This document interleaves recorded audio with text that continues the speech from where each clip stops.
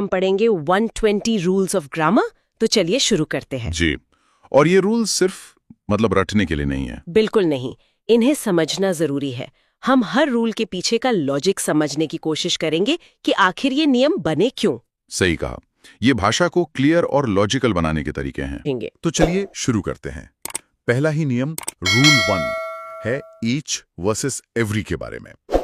Concept है कि each का प्रयोग 2 या 2 से अधिक आइटम्स के लिए होता है एक इंडिविजुअल अप्रोच के साथ, और एवरी 2 से अधिक आइटम्स के लिए एक ग्रुप अप्रोच के साथ। दोनों के साथ सिंगुलर वर्ब आता है। जी, इसको आसान भाषा में समझें तो फर्क असल में नजरिए का है। ईच हम तब इस्तेमाल करते हैं जब हम ग्रुप में हर व्यक्ति या चीज को अलग अलग इंडिविजुअली देखना चाहते हैं। अच्छा, वहीं एवरी का इस्तेमाल तब होता है जब हम पूरे ग्रुप को एक साथ एक यूनिट की तरह देखते हैं। तो एक में इंडिविजुअल फोकस है और दूसरे में ग्रुप फोकस। और सबसे जरूरी बात जो सोर्स में भी है वो ये कि दोनों के साथ वर्ब हमेशा सिंगुलर ही आएगी। बिल्कुल, each boy is, every student is. और इसमें एक प्रो टिप भी दिया गया है जो बहुत काम का है। हाँ, कि एवरी सिर्फ एक एडजेक्टिव है। जी, प्रोनाउन नहीं है।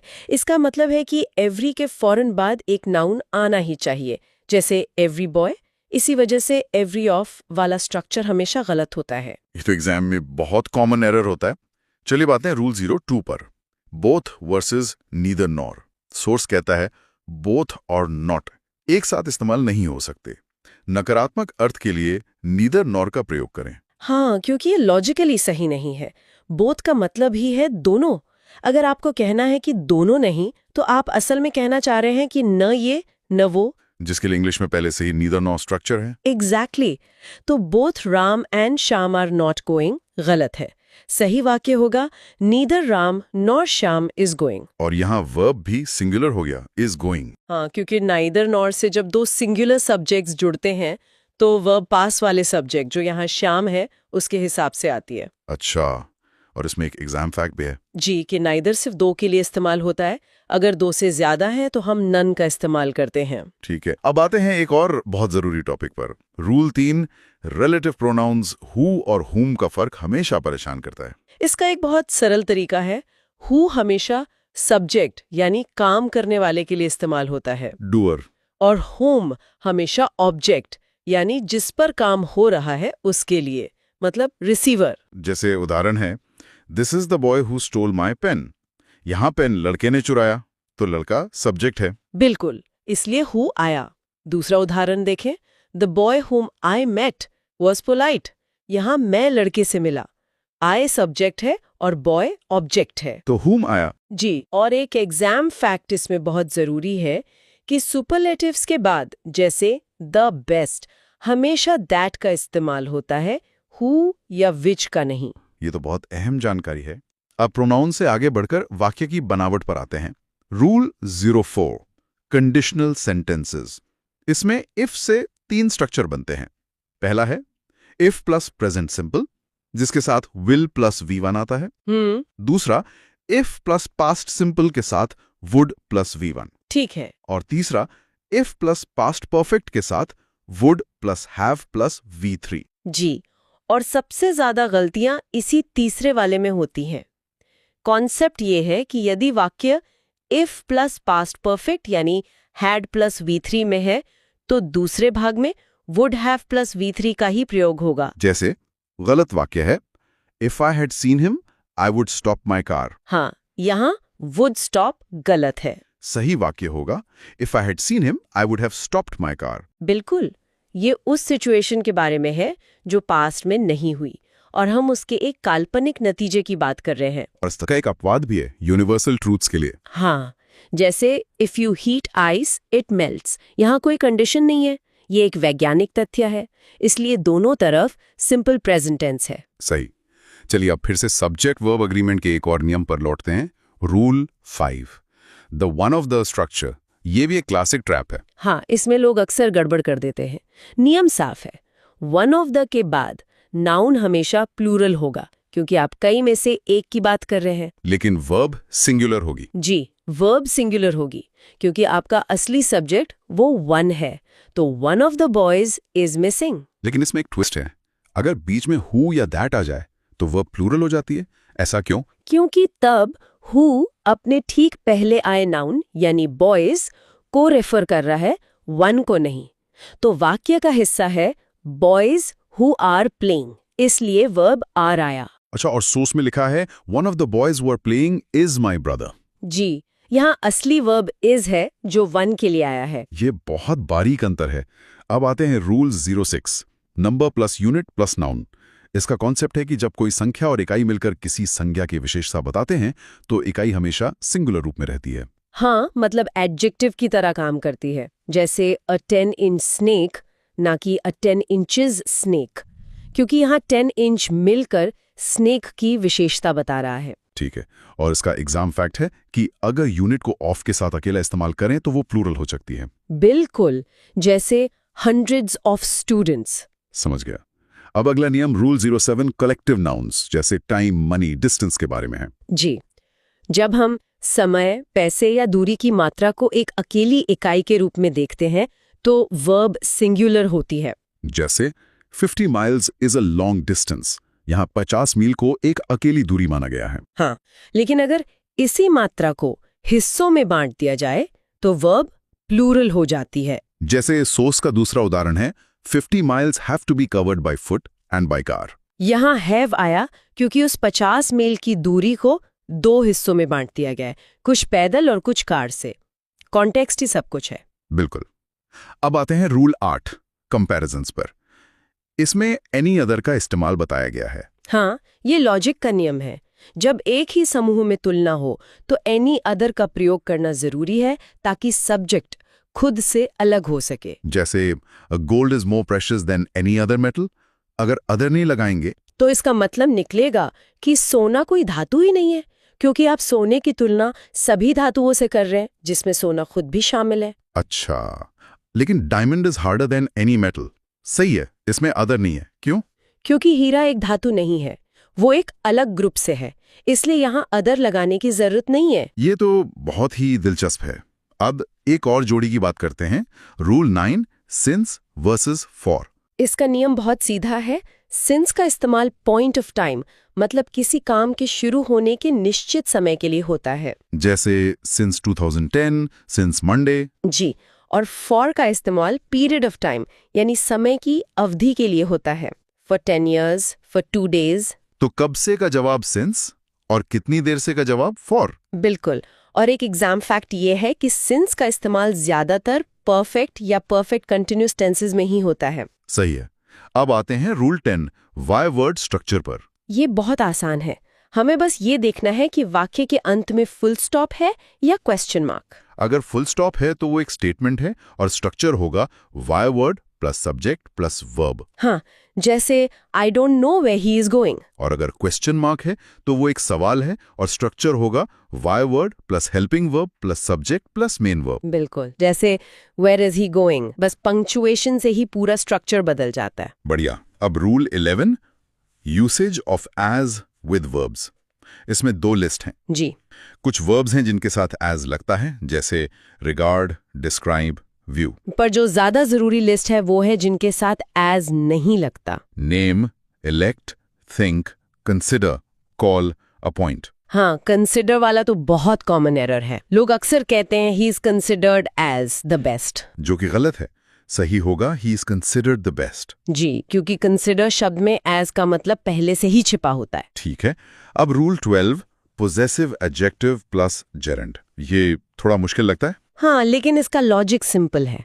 जेरेंड यानी V1 प्लस ING जब नाउन का काम करे तो उससे पहले हमेशा पोजेसिव एडजेक्टिव आता है, माय, योर, हिज। तो my father doesn't like my going out सही है, मी गोइंग आउट नहीं। सही, क्योंकि पिता को मैं पसंद नहीं हूं ऐसा नहीं है, उन्हें मेरा बाहर जाना पसंद नहीं है। ये बाहर जाना एक एक्शन है और ये एक्शन मेरा है, इसलिए माई गोइंग आउट। अच्छा, तो किसका एक्शन, ये सवाल पूछना है। एग्जैक्टली। अब बात करते हैं रूल 13 लॉ ऑफ इन्वर्जन की। ये इन्वर्जन क्या है? इन्वर्जन का मतलब है वर्ब को सब्जेक्ट से पहले रखना। ये नियम तब लागू होता है जब कोई वाक्य किसी नेगेटिव एडवर्ब से शुरू होता है, जैसे हार्डली, नेवर, सेल्डम। जी। ऐसा वाक्य पर जोर देने के लिए किया जाता है। तो नेवर आई हैव सीन गलत है। सही वाक्य होगा never have I seen. Helping verb को सब्जेक्ट से पहले ले आएं। बिल्कुल। अब rule 14, article the with places, school, temple, hospital के साथ द कब लगाना है और कब नहीं। इसका नियम प्राइमरी वर्सेस सेकेंडरी पर्पस का है। अगर आप किसी जगह पर उसी काम के लिए जा रहे हैं जिसके लिए वो बनी है तो द नहीं लगेगा। जैसे चिल्ड्रन गो टू स्कूल, हाँ। लेकिन अगर आप वहां किसी और काम से जा रहे हैं, मतलब सेकेंडरी पर्पस से, तो द लगेगा। जैसे my father went to the school to meet the principal. उद्देश्य बदला तो आर्टिकल लग गया, साफ है। अब आते हैं रूल 15 पर, इन्वर्जन पेयर्स। ये रूल 13 का ही एक्सटेंशन है। इसमें जोड़े याद रखने हैं। नो सूनर के साथ हमेशा थैन आता है, और हार्डली या स्केर्सली के साथ व्हेन। जी। एग्जाम में अक्सर नो सूनर के साथ व्हेन लगाकर एरर दिया जाता है। तो सही वाक्य होगा no sooner did I reach than the train left. बिल्कुल। और यहाँ इन्वर्जन भी है, डिड आई रीच, और सही जोड़ा भी। दोनों चीजें चेक करनी होती हैं। ठीक है। Rule 16, reflexive pronouns. इसमें भी 2 लिस्ट हैं। एंजॉय, अवेल, एब्सेंट, प्राइड जैसे वर्ब्स के बाद अगर कोई ऑब्जेक्ट ना हो तो हमें रिफ्लेक्सिव प्रोनाउन लगाना पड़ता है। जैसे He enjoyed himself at the party. हाँ, वहीं hide, keep, stop, bathe, qualify जैसे शब्दों के साथ रिफ्लेक्सिव प्रोनाउन नहीं लगता। He hid behind the tree, ना कि he hid himself। और अवेल के साथ एक खास नियम है कि इसके साथ ऑफ भी आता है। Avail my self of this opportunity. सही। अब रूल 17, सब्जेक्ट वर्ब अग्रीमेंट से जुड़ा एक और नियम। जी। जब 2 सब्जेक्ट एज वेल एज या अलोंग विद जैसे शब्दों से जुड़े हों तो वर्ब हमेशा पहले वाले सब्जेक्ट के अनुसार आती है। दूसरे सब्जेक्ट को पूरी तरह नजरअंदाज कर देना है। हाँ, जैसे the captain along with sellers was ड्राउन्ड। यहाँ सेलर्स प्लूरल होने के बावजूद वर्ब वॉज आई, क्योंकि हमारा असली सब्जेक्ट द कैप्टन है। सही है। अब rule 18, confusing words, advice versus advice. ये नाउन और वर्ब का फर्क है। आसान तरीका है, जिस शब्द के आखिर में सी आता है वो नाउन है, जैसे एडवाइस, और जिसके आखिर में ऐसी आता है वो वर्ब है, एडवाइस। बिल्कुल। तो he gave me a piece of advice, noun, और I advise you to work hard, verb. ठीक है। और अब आखिरी के 2 नियम, रूल 19 है ऑर्डर ऑफ प्रोनाउंस। ये ग्रामर में शिष्टाचार का नियम है। एक पॉजिटिव वाक्य में प्रोनाउंस का क्रम होता है 2, 3, 1, यानी यू, ही एंड आई। दूसरे को पहले सम्मान देना है और खुद को आखिर में रखना है। जी। लेकिन अगर कोई गलती या बुरी बात स्वीकार करनी हो तो क्रम उल्टा हो जाता है, 1, 2, 3। I, you and he. हाँ, I, you and he have made a mistake. यहाँ आप जिम्मेदारी पहले खुद लेते हैं। और आखिर में रूल 20, ये हु वर्सेस हुम की एक ट्रिक है। जी, ही हिम ट्रिक। वाक्य में प्रोनाउन की जगह ही या हिम रखकर देखें। अगर ही फिट बैठता है तो हु प्रयोग करें, और अगर हिम फिट बैठता है तो वूम का प्रयोग करें। बिल्कुल। रूल 21, द फॉरबिडन पॉसेसिव्स, यानी वर्जित संबंधवाचक। ये रूल कहता है कि कुछ शब्द हैं जैसे separation, excuse, mention, favour. Pardon, leave, report, site भी हैं इस लिस्ट में। हाँ, तो इन शब्दों के ठीक पहले पॉसेसिव केस जैसे माय, योर, हिज, इनका इस्तेमाल नहीं होता है। इंग्लिश नोट भी यही कहता है कि इन शब्दों के ठीक पहले पॉसेसिव एडजेक्टिव्स का यूज नहीं किया जाता। बिल्कुल। जैसे इनकरेक्ट उदाहरण है, योर सेपरेशन पेन्स मी। ये सुनने में तो उतना गलत नहीं लग रहा। यही तो ट्रैप है। करेक्ट वाक्य है सेपरेशन फ्रॉम यू पेन्स मी। अच्छा, योर सेपरेशन नहीं बल्कि separation from you. Exactly. Exam fact भी यही कहता है। योर फेवर गलत है, सही यूजेज है फेवर फ्रॉम यू। समझ गया। अगला नियम है rule 22, each other versus one another. ये तो काफी आम है। हाँ, पर इसमें भी गलतियां होती हैं। पहला पॉइंट है ईच अदर, जो 2 लोगों या चीजों के लिए यूज होता है। और वन अनदर? वन अनदर का प्रयोग 2 से ज्यादा लोगों या चीजों के लिए किया जाता है। तो इंग्लिश नोट के हिसाब से 2 के लिए ईच अदर और 2 से ज्यादा के लिए वन अनदर। बिल्कुल। जैसे the 2 brothers love each other. और 5 दोस्तों के लिए the 5 friends helped one another। हाँ। और एग्जाम फैक्ट कहता है कि बोथ के साथ वन अनदर लगाना एक एरर है। जाहिर है, बोथ का मतलब ही 2 है तो उसके साथ ईच अदर ही आना चाहिए। Correct. Rule 23, the seldom pairs. Seldom की जोड़ियां, ये क्या है? इसमें बताया गया है कि सही जोड़ियां बिल्कुल फिक्स्ड हैं, आप उन्हें बदल नहीं सकते। अच्छा, तो क्या है ये जोड़ियां? पहली है सेल्डम और नेवर। seldom or never, ठीक है। और दूसरी है seldom if ever। मतलब इंग्लिश नोट के हिसाब से seldom और ever कहना गलत है, सही है seldom और never। एकदम सही। इनकरेक्ट उदाहरण है seldom or ever he comes here। और करेक्ट होगा seldom और never he comes here। हाँ, और इसमें एक बहुत जरूरी एग्जाम फैक्ट है। वो क्या है? अगर कोई सेंटेंस seldom से शुरू होता है तो लॉ ऑफ इन्वर्जन लागू होगा। लॉ ऑफ इन्वर्जन मतलब वर्ब सब्जेक्ट से पहले आएगा। बिल्कुल, एक सवाल की तरह। ये इंटरेस्टिंग है। चलिए रूल नंबर 24 पे चलते हैं। Very versus much superlatives. हाँ, सुपरलेटिव्स के साथ वेरी और मच कहाँ लगाना है ये इसमें बताया गया है। पहला पॉइंट है the very plus superlative degree और दूसरा है much the plus superlative degree. तो इंग्लिश नोट कहता है कि वेरी का यूज द के बाद होता है और मच का यूज द के पहले। एग्जैक्टली जैसे he is the very best student और he is much the best student. दोनों सही हैं। हाँ, दोनों सही हैं, बस स्ट्रक्चर का ध्यान रखना है। और एग्जाम फैक्ट कहता है कि वेरी द बेस्ट या द मच बेस्ट कहना ग्रामेटिकल ब्लंडर्स हैं। बिल्कुल, ये बड़ी गलतियां हैं। ठीक है, अब है rule number 25 the position of enough. ये भी काफी कंफ्यूजिंग हो सकता है। इसका नियम बहुत सीधा है असल में। पहला पॉइंट है एडजेक्टिव या एडवर्ब के बाद इनफ आता है। और दूसरा पॉइंट? दूसरा है इनफ के बाद नाउन आता है, मतलब इनफ नाउन से पहले आता है। अच्छा, तो इंग्लिश नोट में भी यही है, एडजेक्टिव के बाद इनफ जैसे स्मार्ट इनफ, लेकिन नाउन के पहले जैसे इनफ शुगर। एग्जैक्टली। पहला उदाहरण है ही इज स्मार्ट इनफ। और दूसरा? He has enough sugar. और एग्जाम फैक्ट पे यही पॉइंट आउट करता है, ही इज इनफ टॉल गलत है, करेक्ट है ही इज टॉल इनफ। समझ गया, एडजेक्टिव के बाद नाउन से पहले। बिल्कुल। अगला है rule 26 verbs and the adverb as. ये बहुत इंपॉर्टेंट रूल है। इसमें 2 लिस्ट्स हैं। पहली है यूज एज वाली। इसमें शब्द हैं regard, describe, treat, view, know, define. इन क्रियाओं के साथ एज का प्रयोग होता है। और दूसरी लिस्ट है नो एज वाली। हाँ, इसमें है name, elect, think, consider, call, appoint, make, choose. और इन क्रियाओं के साथ एज का प्रयोग नहीं होता है। बिल्कुल। इंग्लिश नोट में भी लिखा है अपॉइंट, इलेक्ट और कंसिडर जैसे शब्दों के साथ एज का यूज नहीं होता। तो इनकरेक्ट उदाहरण है he was elected as the president। हाँ, और करेक्ट है he was elected the president as given up। Exam fact में इसका एक क्लासिक एग्जाम्पल दिया है। क्या है वो? I regard him as my brother सही है, पर I consider him as my brother गलत है। बिल्कुल सही। कंसिडर के साथ एज नहीं लगता। अगला है रूल 27 although and yet। ये भी एक कॉमन एरर जोन है। हाँ, नियम ये है कि ऑल्दो या थो के बाद येट या फिर एक कॉमा आता है, बट कभी नहीं। मतलब although के साथ हमेशा yet का यूज होता है, but का नहीं। करेक्ट।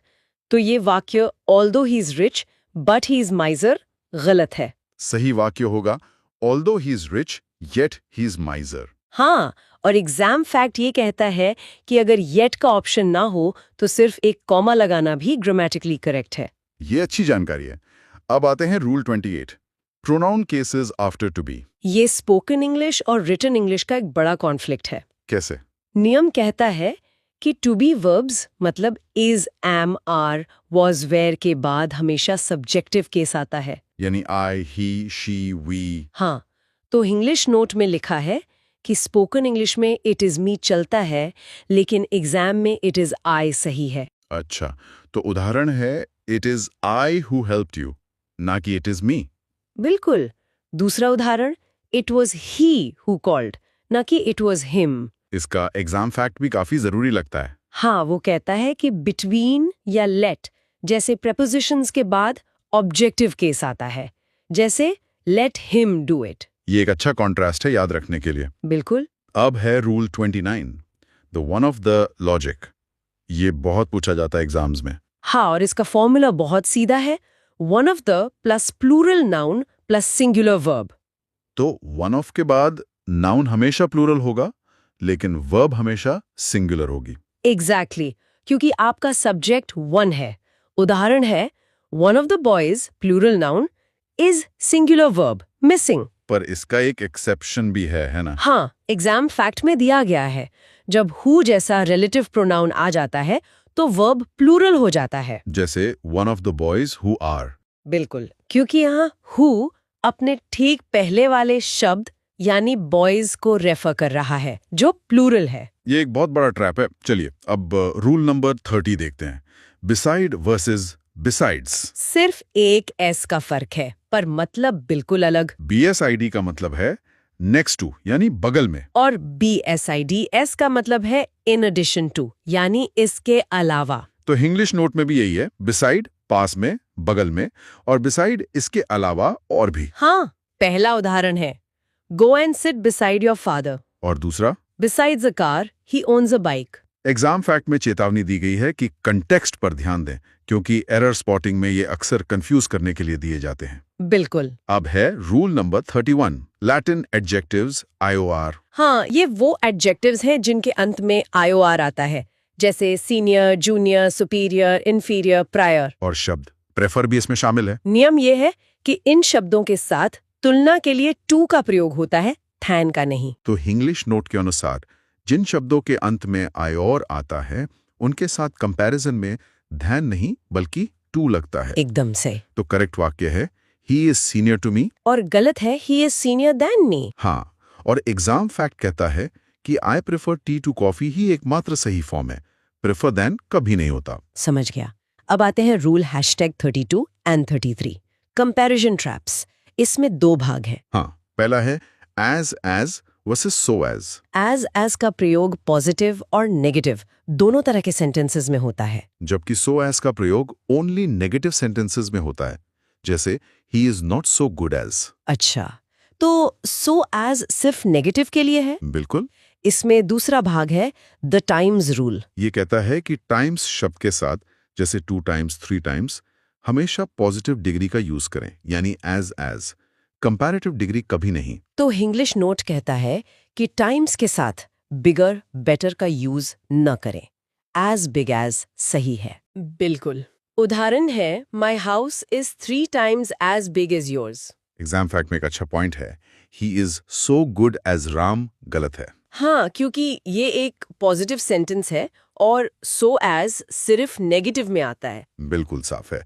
अब है रूल नंबर 34, इनडायरेक्ट क्वेश्चंस। अप्रत्यक्ष प्रश्न। इसमें नियम ये है कि इनडायरेक्ट स्पीच में एक सवाल एक स्टेटमेंट बन जाता है, और स्टेटमेंट में सब्जेक्ट वर्ब से पहले आता है। एग्जैक्टली। तो इनडायरेक्ट नरेशन में सवाल नहीं रहता, सब्जेक्ट पहले आएगा फिर वर्ब। तो गलत उदाहरण है he asked me where was I going, और सही उदाहरण है he asked me where I was going. I पहले, वाज बाद में। करेक्ट। और एग्जाम फैक्ट ये भी कहता है कि इनडायरेक्ट स्पीच के अंत में कभी क्वेश्चन मार्क नहीं लगाना चाहिए। सही बात है, क्योंकि वो अब सवाल रहा ही नहीं। बिल्कुल। Rule number 35, the proximity rule, निकटता का नियम। ये कुछ कनेक्टर्स पर लागू होता है, जैसे आइदर और, neither nor, not only but also. Nor और भी हैं। हाँ। मुख्य नियम ये है कि वर्ब अपने सबसे पास वाले सब्जेक्ट के अनुसार लगती है। तो इंग्लिश नोट में भी यही है, वर्ब अपने सबसे पास वाले सब्जेक्ट के अनुसार आएगी। जैसे नाइदर राम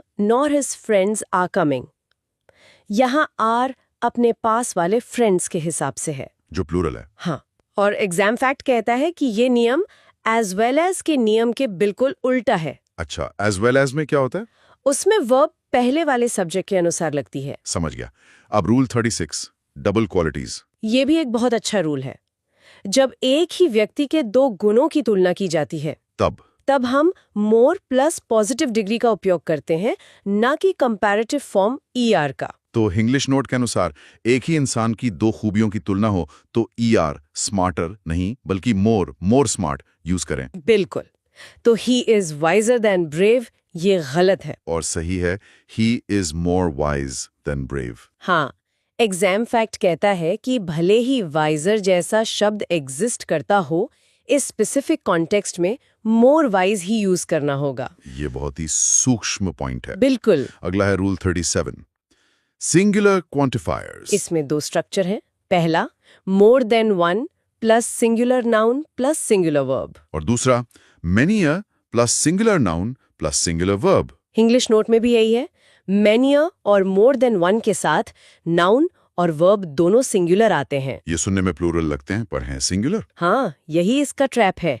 उदाहरण है many a student has passed। और more than one man is absent। Exam fact कहता है कि इसे अ ग्रेट मैनी से कंफ्यूज ना करें, जिसके साथ प्लूरल नाउन और प्लूरल वर्ब आते हैं। ठीक है, अब है रूल 38, डाउट कनेक्टर्स। इसका नियम भी बहुत लॉजिकल है।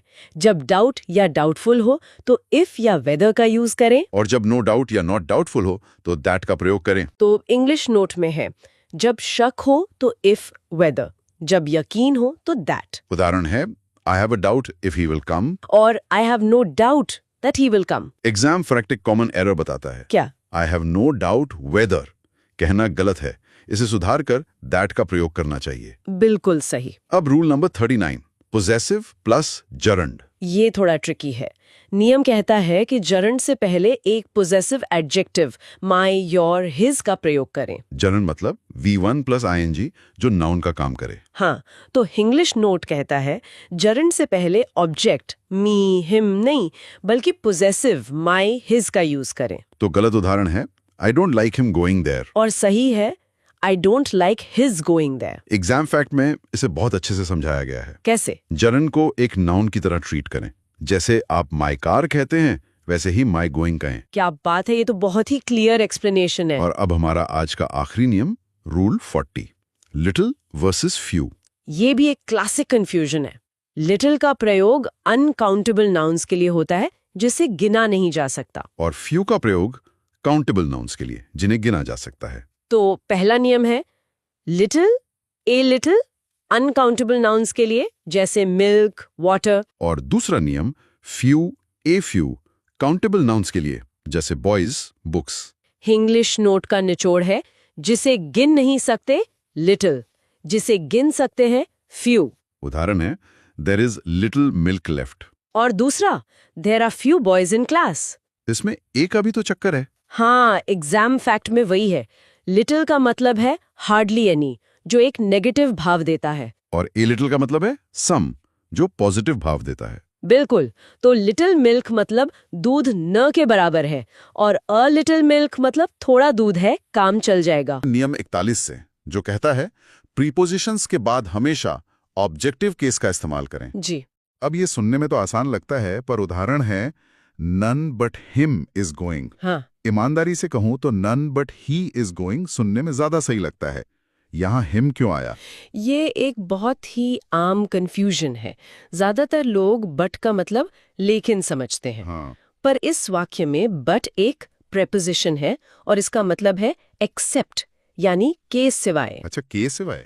और नियम ये है कि बट, एक्सेप्ट, बिटवीन, लेट जैसे प्रेपोजिशंस या शब्दों के बाद प्रोनाउन हमेशा अपने ऑब्जेक्टिव रूप में आता है। मतलब मी, हिम, हर। बिल्कुल। मी, हिम, हर, अस, देम। सब्जेक्टिव रूप आई, ही, शी, वी, दे कभी नहीं। तो वाक्य का मतलब हुआ उसके सिवाय कोई नहीं जा रहा है। एकदम सही। अच्छा, तो बट के दोहरे किरदार की वजह से ये गड़बड़ होती है।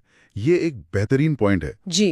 इसी से जुड़ा है हमारा अगला नियम, रूल 42, प्रोनाउंस का सही क्रम। हाँ, ये भी बहुत महत्वपूर्ण है। इसमें 2, 3, 1 और 1, 2, 3 के 2 फॉर्मूले दिए गए हैं। ये क्या है? ये कह सकते हैं शिष्टाचार और जिम्मेदारी का नियम है। अच्छा। जब वाक्य सकारात्मक हो या कोई सामान्य बात हो, हाँ। तो हम शिष्टाचार दिखाते हैं। पहले दूसरे को श्रेय देते हैं, सेकंड पर्सन यू। हाँ, फिर किसी तीसरे को यानी थर्ड पर्सन ही, शी, और आखिर में खुद को फर्स्ट पर्सन आई। अच्छा। इसीलिए you, he and I R good friends सही है। ये 2, 3 का क्रम है। और 1, 2, 3 का नियम कब लगता है? जब वाक्य में कोई गलती, कोई दोष या अपराध कबूल किया जा रहा हो, तो जिम्मेदारी लेने का क्रम बदल जाता है। ओके। तब आप पहले अपनी गलती मानते हैं, फर्स्ट पर्सन आई, हाँ। फिर सामने वाले की, सेकंड पर्सन यू, और आखिर में किसी तीसरे की, थर्ड पर्सन ही। तो I, you and he have made a mistake सही क्रम होगा। बिल्कुल। परीक्षा में कन्फेस, गिल्ट, मिस्टेक जैसे शब्द दिखते ही 1, 2, 3 का नियम याद कर लेना चाहिए। बहुत दिलचस्प। ये सिर्फ नियम नहीं, इसके पीछे एक तरह का सामाजिक मनोविज्ञान भी है, कह सकते हैं। अब प्रोनाउन से जुड़ी एक और आम गलती पर आते हैं। नियम 50, इट्स बनाम इट्स। हाँ। ये छोटी सी लगने वाली गलती अक्सर होती है। हाँ, और इसे ठीक करना बहुत आसान है। IT' S यानी इट्स हमेशा इट इज या इट हैज का छोटा रूप होता है। कॉन्ट्रैक्शन जिसे कहते हैं। जी, कॉन्ट्रैक्शन। जैसे इट्स रेनिंग का मतलब है इट इज रेनिंग। ठीक है। वहीं दूसरी तरफ ITS, इट्स बिना एपोस्ट्रोफी के, एक पोजेसिव प्रोनाउन है जिसका मतलब इसका या अपना होता है। बिल्कुल, जैसे the dog is wagging its tail. अच्छा।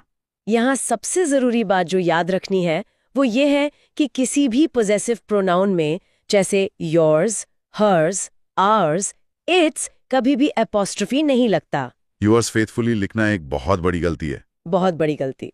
चलिए, प्रोनाउन की पहेलियां सुलझाने के बाद अब हम अपने अगले ग्रुप पर आते हैं, जिससे मैं कहता हूं कम ही ज्यादा है का सिद्धांत। अच्छा। इसमें वो नियम है जो हमें गैर जरूरी शब्दों के इस्तेमाल से बचाते हैं। शुरुआत करते हैं नियम 43, सुपरफ्लुअस एरर्स। बिल्कुल, सुपरफ्लुअस का मतलब है जरूरत से ज्यादा। इसे ऐसे समझिए जैसे आप कहें ATM मशीन। हाँ, ATM में M का मतलब ही मशीन है। बिल्कुल, तो आप 2 बार मशीन बोल रहे हैं।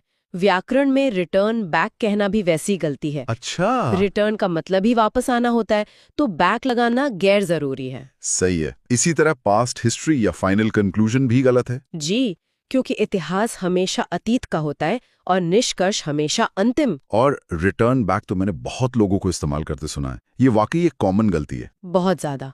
और ये SSC और बैंकिंग परीक्षाओं में सबसे ज्यादा पूछे जाने वाले सुपरफ्लुअस एरर्स में से एक है। बिल्कुल। अब इसी कम ही ज्यादा है के सिद्धांत को आगे बढ़ाते हैं नियम 46 के साथ। Absolute adjectives. हाँ, जो एब्सोल्यूट एडजेक्टिव्स के बारे में है। कुछ विशेषण जैसे यूनिक, परफेक्ट, कंप्लीट, डेड अपने आप में ही चूड़ांत होते हैं। इनके साथ मोर या मोस्ट लगाना गलत है। जी। ऐसा क्यों? हम अक्सर कहते हैं this is the most unique idea. तर्क ये है कि कोई चीज या तो यूनिक है या नहीं है। थोड़ी ज्यादा यूनिक जैसी कोई बात नहीं होती। अच्छा। इसी तरह कोई व्यक्ति या तो परफेक्ट है या नहीं है, मोर परफेक्ट नहीं हो सकता। पढ़ने सुनने में ये सही लग सकते हैं, लेकिन व्याकरण की दुनिया में ये बहुत बड़ी गलतियां हैं। ठीक है, तो यूनिक मतलब यूनिक, उसके आगे पीछे कुछ नहीं लगाना है। बिल्कुल। इसी से मिलता जुलता है नियम 47, क्वाइट और ऑल का एक साथ प्रयोग न करना। जैसे he is quite all right. हाँ, ये भी रिडंडेंसी का ही एक मामला है। क्वाइट का मतलब है पूरी तरह से, और ऑल राइट का मतलब भी वही है। तो दोनों सुपरफ्लुअस हो गए। जी, आप या तो कह सकते हैं ही इज क्वाइट राइट या ही इज ऑल राइट। सही है। और यहाँ स्पेलिंग पर ध्यान देना भी जरूरी है। QUITE क्वाइट का मतलब है शांत। हाँ। और QUITE क्वाइट का मतलब है पूरी तरह। क्लोज टेस्ट्स में अक्सर इन्हीं मिलती जुलती स्पेलिंग से फंसाया जाता है। बहुत बढ़िया। अब शब्दों की बर्बादी से हटकर समय की दुनिया में चलते हैं। चलिए। हमारा अगला ग्रुप है समय और टेंस का जाल। इसमें नियम 45 है, पास्ट पॉइंट ऑफ टाइम। जी। ये कहता है कि अगर वाक्य में येस्टरडे, अगो, लास्ट ईयर जैसा कोई शब्द हो तो सिंपल पास्ट टेंस का इस्तेमाल करें। क्यों? क्योंकि ये शब्द भूतकाल के एक निश्चित बिंदु की ओर इशारा करते हैं। अच्छा, a specific point in time. हाँ। जब समय निश्चित हो तो हम वर्ब की सेकंड फॉर्म V2 का इस्तेमाल करते हैं। ठीक है। Present perfect tense has have plus V3 का इस्तेमाल तब होता है जब काम तो भूतकाल में हुआ हो पर उसका असर वर्तमान पर हो या उसका निश्चित समय न बताया गया हो। अच्छा। इसीलिए I have met him yesterday गलत है। येस्टरडे ने समय को निश्चित कर दिया, इसलिए सही वाक्य होगा आई मेट हिम येस्टरडे। अच्छा, तो अगो या येस्टरडे देखते ही वर्ब को V2 में होना चाहिए। बिल्कुल। इसी तरह का एक और कंफ्यूजन है, नियम 48, अगो वर्सेस बिफोर। इन दोनों में क्या फर्क है? अगो का इस्तेमाल वर्तमान से पीछे देखने के लिए सिंपल पास्ट टेंस के साथ होता है। जैसे ही केम 2 days ago, मतलब वो आज से 2 दिन पहले आया। ठीक है। जबकि बिफोर का इस्तेमाल पास्ट परफेक्ट टेंस यानी हैड प्लस V3 के साथ तब होता है जब हम भूतकाल की 2 घटनाओं की तुलना कर रहे हों। जैसे वो डॉक्टर और पेशेंट वाला उदाहरण। बिल्कुल। The patient had died before the doctor केम। यहाँ भूतकाल में डॉक्टर आया, लेकिन उससे भी पहले मरीज मर चुका था। तो जो काम पहले हुआ उसके लिए पास्ट परफेक्ट। एकदम सही। और डायरेक्ट इनडायरेक्ट स्पीच में अगो का बिफोर बन जाता है। ये भी एक जरूरी पॉइंट है। जी हाँ। अब समय से जुड़ा एक बहुत ही दिलचस्प नियम है, नियम 52, इट इज हाई टाइम का प्रयोग। हाँ, ये अक्सर कंफ्यूज करता है। नियम कहता है कि इसके बाद सब्जेक्ट आए तो वर्ब की सेकंड फॉर्म V2 लगती है। जैसे it is high time you started studying, ये अजीब है। इट इज तो प्रेजेंट में है, फिर स्टार्टेड पास्ट में क्यों? ये सब्जंक्टिव मूड का एक उदाहरण है। Subjunctive mood? हाँ, इट इज हाई टाइम का भाव ये है कि कोई काम करने में पहले ही बहुत देर हो चुकी है और उसे अब तक हो जाना चाहिए था। अच्छा। ये काल्पनिक या अवास्तविक स्थिति को दर्शाता है, इसलिए यहाँ सिंपल पास्ट टेंस का प्रयोग किया जाता है, भले ही वाक्य की शुरुआत प्रेजेंट टेंस में हो। तो इसका मतलब हुआ कि तुम्हारे पढ़ने का सही समय तो कब का निकल चुका है, अब तो शुरू करी दो। बिल्कुल यही मतलब है। वाह, ये तो बहुत गहरा नियम है। चलिए अब समय से निकलकर वाक्य की बनावट और मिल्कियत यानी पोजेशन पर आते हैं। ठीक है। नियम 44 कहता है कि निर्जीव चीजों के साथ अपॉस्ट्रोफी एस नहीं लगता। जैसे टेबल्स लेग गलत है, लेग ऑफ द टेबल सही है। जी, सामान्य नियम यही है, क्योंकि पोजेशन या अधिकार को सजीव प्राणियों से जुड़ा जाता है। लेकिन इसके कुछ अपवाद हैं। हाँ, और वो अपवाद बहुत महत्वपूर्ण है, जिन्हें परीक्षा में जरूर पूछा जाता है। समय जैसे 1 वीक्स लीव, वजन, अ टन्स वेट और मुहावरों एट अ स्टोन्स थ्रो के साथ अपॉस्ट्रोफी एस का प्रयोग बिल्कुल सही है। और इसमें पर्सोनिफिकेशन यानी मानवीकरण का भी एक एंगल है। हाँ, जब हम किसी निर्जीव चीज को सजीव की तरह प्रस्तुत करते हैं, जैसे नेचर्स कॉल या स्प्रिंग्स अराइवल, तो वहां भी अपॉस्ट्रोफी एस का इस्तेमाल किया जा सकता है। ठीक है, अब अपॉस्ट्रोफी से जुड़े अगले नियम पर चलते हैं। नियम 49 जो कॉमन और स्प्लिट पोजेशन के बारे में है। जी, राम एंड शाम्स कार और राम्स एंड शाम्स कार्स में क्या अंतर है? ये बहुत ही सूक्ष्म लेकिन महत्वपूर्ण अंतर है। जब अपॉस्ट्रोफी एस सिर्फ आखिरी नाम के साथ लगे, जैसे राम एंड शाम्स कार में, हाँ, तो इसका मतलब है कि चीज एक ही है और उस पर दोनों का साझा अधिकार है, कॉमन पोजेशन। मतलब एक कार जो राम और शाम दोनों की है। बिल्कुल। लेकिन जब अपॉस्ट्रोफी एस दोनों नामों के साथ अलग अलग लगे, जैसे राम्स एंड शाम्स कार्स, तो इसका मतलब है कि दोनों की अपनी अपनी अलग चीजें हैं। Split possession? हाँ, यानी राम की अलग कार और श्याम की अलग कार, कुल 2 कारें। और यहाँ ये ध्यान रखना होगा कि स्प्लिट पोजेशन में नाउन हमेशा प्लूरल होगा, जैसे कार्स। बिल्कुल, ये एक बहुत अच्छा क्लू है। अगर 2 अपॉस्ट्रोफी है तो नाउन प्लूरल ही होगा। अब बनावट से जुड़ा एक और मजेदार नियम देखते हैं, नियम 51। The number game. हाँ, अच्छा। यह एक अनिश्चित संख्या बताता है, इसीलिए इसके साथ प्लूरल नाउन और प्लूरल वर्ब आती है, जैसे a number of students are absent. ठीक है, और the number of? The number of का मतलब है संख्या, एक स्पेसिफिक काउंट। अब संख्या तो एक ही होती है। हाँ, इसलिए इसके साथ प्लूरल नाउन तो आता है, पर वर्ब हमेशा सिंगुलर होती है, जैसे the number of students is 50। अच्छा, छात्रों की संख्या 50 है। जी, तो सारा खेल आर्टिकल ए और द का है। ए मतलब मैनी जो प्लूरल है, और द मतलब द काउंट जो सिंगुलर है। बिल्कुल सही समझा आपने। बहुत बढ़िया। इसी तरह का एक और स्ट्रक्चरल नियम है 56 जो सॉर्ट, टाइप, काइंड के इस्तेमाल के बारे में है। यह एक सीधा साधा अग्रीमेंट का नियम है। कैसे? सिंगुलर डिमॉन्स्ट्रेटिव जैसे दिस या दैट के साथ सिंगुलर नाउन आएगा, सॉर्ट, टाइप, काइंड, और सिंगुलर वर्ब आएगी, जैसे this sort of book is interesting. बिल्कुल। और प्लूरल डिमॉन्स्ट्रेटिव दीज या दोज के साथ plural nouns, sorts, types, kinds और प्लूरल वर्ब आएगी।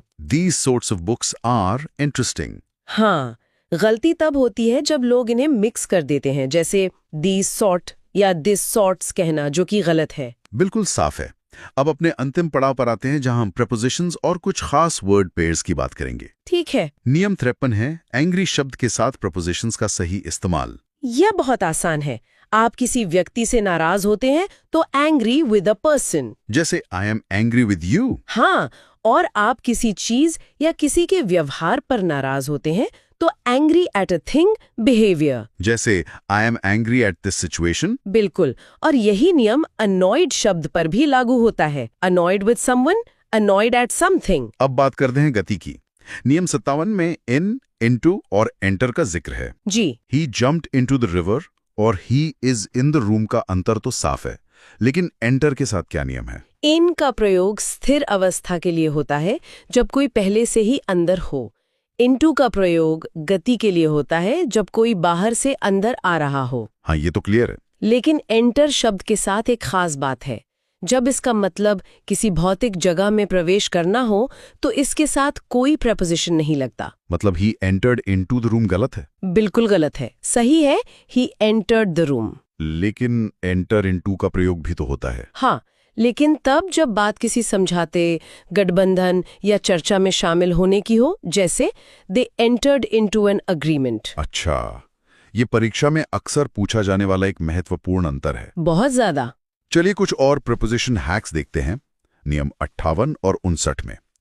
पहला है एजेंट वर्सेस इंस्ट्रूमेंट, यानी काम करने वाले और औजार में फर्क। हाँ जी, जो काम करता है डूअर, उसके लिए बाय का इस्तेमाल होता है, और जिस औजार टूल से काम किया जाता है उसके लिए विद का। वो क्लासिक उदाहरण। हाँ, the snake was killed by Ram with a stick. Ram doer है इसलिए बाय राम, लाठी टूल है इसलिए with a stick. Passive voice के सवालों में ये बहुत काम आता है। बिल्कुल। और दूसरा हैक है स्टार्ट डेट्स के बारे में। किसी काम के शुरू होने का दिन बताने के लिए ऑन का इस्तेमाल होता है, फ्रॉम का नहीं। जी, the exam will start on Monday सही है। किसी खास दिन या तारीख के लिए ऑन का ही प्रयोग होता है। ठीक है, अब बात करते हैं सही जोड़ियों की। नियम 55, एल्स के साथ बट और रादर के साथ थैन लगता है। ये फिक्स पेयर्स हैं। It is nothing else but pride और I would rather die than beg. और परीक्षक अक्सर एल्स के साथ थैन लगाकर कंफ्यूज करते हैं। हाँ, जो हमेशा गलत होता है। एल्स थैन का कोई कॉम्बिनेशन नहीं होता। ठीक है, अब हम अपने आखिरी 2 नियमों पर आते हैं जो थोड़े अलग हैं। ये क्रियाओं की खासियतों के बारे में है। जी। नियम 55 कहता है कि नो के बाद सीधे 2+V1 नहीं लगा सकते। आई नो टू स्विम गलत क्यों है? क्योंकि नो क्रिया को ये बताने के लिए कनेक्टर की जरूरत होती है कि आप क्या जानते हैं, प्रक्रिया, तरीका या जगह। अच्छा, इसलिए नो और टू इन्फिनेटिव के बीच हाउ, वेयर या व्हेन जैसे शब्द जरूरी हैं। तो सही वाक्य होगा I know how to swim. बिल्कुल, मुझे पता है कि कैसे तैरा जाता है। और अंत में नियम 60, जो मुझे लगता है सबसे महत्वपूर्ण अपवादों में से एक है, द जेरेंड एक्सेप्शन। हाँ, ये बहुत बड़ा अपवाद है। कुछ ऐसे फ्रेजेस हैं जहां टू के बाद वर्ब की फर्स्ट फॉर्म नहीं बल्कि V1 + ing लगती है। जी, सामान्य तौर पर टू के बाद V1 आता है, लेकिन कुछ फ्रेजेस जैसे look forward to, with a view to, addicted to, accustomed to, used to में तो टू एक प्रपोजिशन का हिस्सा होता है, इन्फिनेटिव मार्कर का नहीं। इसलिए इसके बाद हमेशा जेरंड यानी आईएनजी फॉर्म ही आता है। तो I look forward to meeting you सही है, टू मीट यू नहीं। बिल्कुल। और विद अ व्यू टू तो बैंकिंग परीक्षाओं का पसंदीदा फ्रेज है। इसका मतलब है कि उद्देश्य से। हाँ, तो इसके बाद हमेशा आईएनजी फॉर्म ही आएगी। जैसे he is working hard with a view to winning the competition. Rule 61, conditional sentence structure यानी शर्त वाले वाक्यों की बनावट। तो इसका कोर रूल है, if the main clause is in simple future the conditional clause must be in simple present. मतलब ये कि अगर वाक्य का मुख्य भाग सिंपल फ्यूचर में है तो शर्त वाला भाग सिंपल प्रेजेंट में होना चाहिए। अच्छा, तो मतलब एक ही वाक्य में 2 बार विल का इस्तेमाल नहीं करना है। जैसे if I will come to Delhi I will meet you, ये गलत हुआ। एकदम गलत। लॉजिक ये है कि जब मेन क्लॉज फ्यूचर टेंस में हो तो इफ, व्हेन या अनलेस वाला हिस्सा हमेशा सिंपल प्रेजेंट टेंस में ही रहेगा। तो सही वाक्य क्या होगा? If I come to Delhi I will meet you. समझ गई। और इसमें एक एग्जाम फैक्ट भी है। हाँ, ये एक गोल्डन रूल है। If, when, unless, until, as soon as, इन शब्दों के तुरंत बाद कभी भी विल या शैल का प्रयोग नहीं होता। ये तो बहुत काम की जानकारी है। अब आते हैं रूल 62 पर, मैनी वर्सेस मैनी अ। हाँ, ये भी एक बड़ा कंफ्यूजन पॉइंट है। तो इसका नियम क्या है? मैनी के साथ प्लूरल नाउन और प्लूरल वर्ब, और मैनी अ के साथ सिंगुलर नाउन और सिंगुलर वर्ब। ये तो बड़ा दिलचस्प है। मैनी अ के साथ सिंगुलर क्यों? क्योंकि मैनी का मतलब है बहुत, जो कि प्लूरल है, लेकिन मैनी अ का प्रयोग हर एक के संदर्भ में होता है। वो एक सिंगुलर का भाव देता है। अच्छा, जैसे मैनी मैन हैव कम। ये तो ठीक है। हाँ। और मैनिया के साथ होगा many a man has come. मतलब मैनिया के बाद नाउन भी सिंगुलर और वर्ब भी सिंगुलर। बिल्कुल। और परीक्षाओं में अक्सर मैनिया स्टूडेंट्स हैव जैसी गलती दी जाती है। याद रखना है कि मैनिया के साथ सब कुछ सिंगुलर होता है। ठीक है। अगला है rule 63, confusing words, time versus position, हाँ। लेटर, लेटेस्ट और लेटर लास्ट। इसमें तो बहुत गड़बड़ होती है। बिल्कुल, नियम सीधा है, लेटर और लेटेस्ट समय के लिए इस्तेमाल होते हैं, Yes. जैसे I will call you later, सही है। और लेटर और लास्ट पोजीशन या क्रम के लिए। खासकर लेटर का इस्तेमाल दो में से दूसरे वाले के लिए होता है। अच्छा, जैसे? Between Ram and Shyam the latter is smarter, मतलब श्याम। एकदम सही। और यहाँ एक बहुत जरूरी बात है, हम्म। लैटर सिर्फ दो लोगों या चीजों के लिए इस्तेमाल होता है, और अगर दो से ज्यादा हो तो लास्ट का प्रयोग किया जाता है। समझ गई? चलिए अब एक और शर्त वाले वाक्य पर आते हैं। Rule 64, the impossible past condition. ये भूतकाल की एक ऐसी शर्त है जो पूरी नहीं हो सकती। तो इसका स्ट्रक्चर क्या है? इसका स्ट्रक्चर फिक्स्ड है, if plus past perfect, had plus V3, और दूसरे हिस्से में वुड हैव प्लस V3। ये उन घटनाओं के लिए है जो हो सकती थी पर नहीं हुई। हाँ, जैसे अगर मैंने मेहनत की होती तो पास हो गया होता। तो इसका गलत वाक्य क्या होता है जो अक्सर लोग बनाते हैं? सबसे कॉमन गलती है, if I would have worked hard I would have passed. अच्छा, इफ वाले हिस्से में वुड हैव नहीं आएगा, कभी नहीं। ये एक गोल्डन रूल है। सही वाक्य है, if I had worked hard I would have passed. ये SSC CGL मेंस की सबसे पसंदीदा गलतियों में से एक है। बहुत बढ़िया। अब आते हैं रूल 65 पर, prepositions of time, since vs for. ये तो बहुत बेसिक लेकिन महत्वपूर्ण है। तो सिंस का इस्तेमाल कब होता है? सिंस होता है पॉइंट ऑफ टाइम के लिए, मतलब एक शुरुआती बिंदु, जैसे मंडे 1947 मॉर्निंग। और फॉर? फॉर होता है पीरियड ऑफ टाइम के लिए, मतलब समय की अवधि, जैसे 2 hours 5 years। तो I have been teaching since 2015 भी सही है और I have been teaching for 5 years भी सही है। बिल्कुल, बस कहने का तरीका अलग है। इससे याद रखने की कोई आसान ट्रिक है? एक मजेदार ट्रिक है। अगर आप समय को उंगलियों पर गिन सकते हैं, जैसे 1 साल 2 साल, तो फॉर लगाएं। अगर वो समय का कोई नाम है, जैसे जनवरी, सोमवार, तो सिंस लगाएं। ये तो बहुत अच्छी ट्रिक है। चलिए, rule 66, usage of so versus very. हाँ, हम अक्सर सो का इस्तेमाल गलत तरीके से करते हैं। जैसे शी इज सो ब्यूटिफुल, इसमें क्या गलत है? देखिए, व्याकरण के हिसाब से सो को अपने बाद एक दैट क्लॉज चाहिए होता है। सो का मतलब है इतना की, तो शी इज सो ब्यूटिफुल अधूरा लगता है। अच्छा, तो या तो हमें कहना चाहिए शी इज वेरी ब्यूटिफुल, हाँ, या फिर सो के साथ कारण बताएं, she is so beautiful that everyone admires her. मतलब फॉर्मल इंग्लिश में सो को अकेला नहीं छोड़ना है। बिल्कुल नहीं, अकेले जोर देने के लिए वेरी ही बेहतर विकल्प है। ठीक है, अब रूल 67 पर चलते हैं, जो है टू मच और मच टू के बारे में। ये तो सुनने में बिल्कुल एक जैसे हैं लगते हैं, पर नियम बहुत पक्का है। टू मच के बाद हमेशा नाउन यानी संज्ञा आती है, जैसे टू मच पेन। सही। और मच टू के बाद हमेशा एडजेक्टिव यानी विशेषण आता है, जैसे मच टू पेनफुल। एकदम सही।